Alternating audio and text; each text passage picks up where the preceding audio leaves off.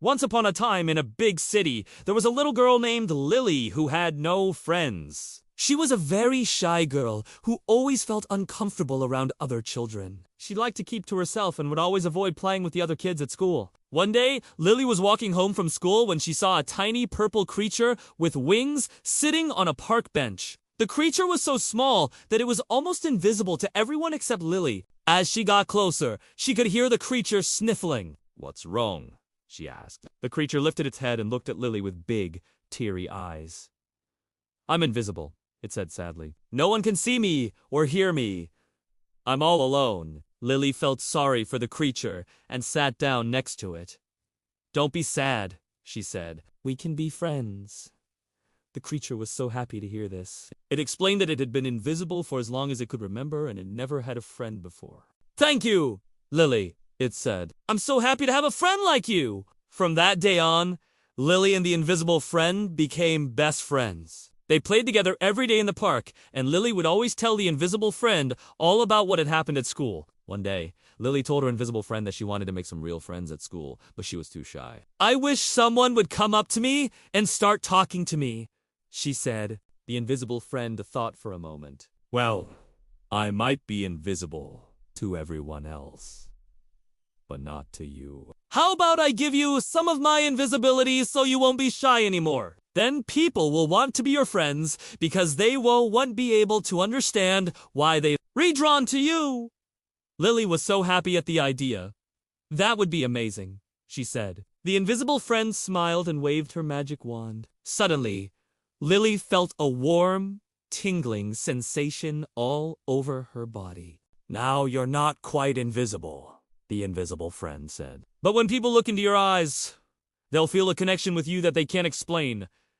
It's my special magic. It'll only last for an hour, though. So you'll need to get used to being confident while you can." Lily thanked her friend and ran off to school. She still felt a little bit nervous, but now she was also very excited. As soon as she arrived at school, Lily noticed that all the children were staring at her. She didn't know why, but it made her feel important. She walked confidently through the halls and even sat in her desk without looking back.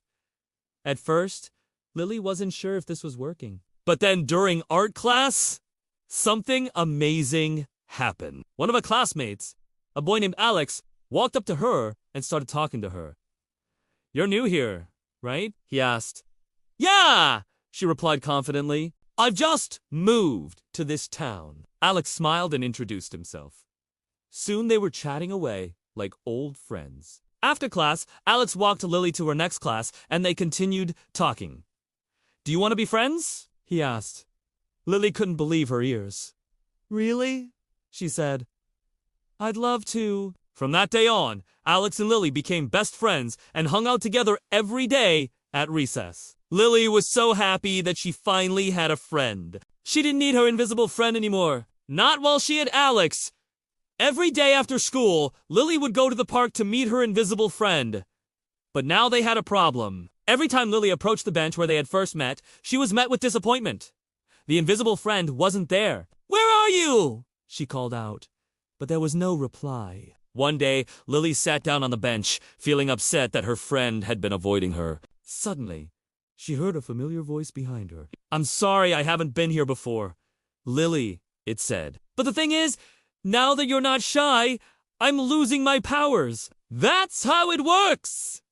You see, shyness is what gives me strength, but confidence drains my energy. And now that you're confident, I'm slowly becoming human." Lily was shocked. "You mean you won't be invisible anymore?" she asked. The invisible friend nodded sadly. "I'm afraid not. But don't be sad, Lily. I'm not going anywhere. I'll always be your friend, no matter what I look like." Lily hugged her friend tightly. "I'm so glad we're friends." "Lily," said the invisible friend, "I may not be invisible, but you will always be my best friend, right?" Lily nodded. Although she knew that once her friend was no longer invisible, she would likely go away. But Lily was determined to keep her friend by making her feel welcome. The next day, Lily went to school with a heavy heart. She was worried that her friend would disappear if she didn't find a way to make her feel needed. But then she had an idea. Maybe she could introduce her friend to Alex. He was such a nice guy, and he would surely accept her friend no matter what she looked like. So Lily invited Alex to meet her at the park after school. When her friend saw Alex, she was a little scared, but Lily reassured her and introduced them. "Alex, this is my friend," she said. "She's really shy, so please take care of her." Alex smiled and shook the invisible friend's hand. "It's nice to meet you," he said. "So, do you want to play some basketball?" The invisible friend was so surprised. She had expected Alex to be scared of her, but he was acting like she was a normal person. "Oh, I'd love to," she said. After school, Lily, Alex, and her invisible friend played basketball together every day. Lily was so happy that her friend was having fun, but she could tell that she was still a little bit shy. So Lily came up with another idea. She invited her friend to come with her and Alex to their next class. "I think you'll really like it," she said. Her friend agreed and followed Lily to the classroom. At first, the students were a little surprised to see a strange girl in their class. But Lily quickly introduced her friend and explained that she was her new friend. "Everyone, this is my friend," she said proudly. The students were very welcoming and nice to her, and Lily's friend felt right at home. One day, Lily's teacher announced that the class was going on a field trip to the zoo. "We'll be learning about different animals, and I hope you're all excited," she said. The students cheered, but Lily noticed that her friend wasn't as excited as the others. "What's wrong?" she whispered. "I'm scared," her friend replied. "I've never been to the zoo before and I don't know what to expect." Lily put her arm around her friend's shoulder. "Don't worry, I'll take care of you," she said.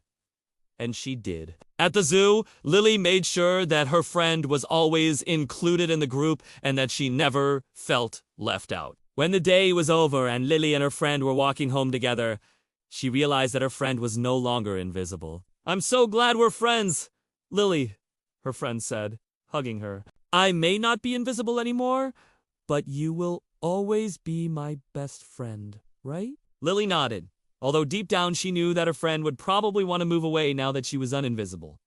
But she was wrong. Her friend continued to hang out with her and even introduced her to her other friends. Lily was so happy that she had made the right choice by being confident and helping her friend become more confident as well. The end.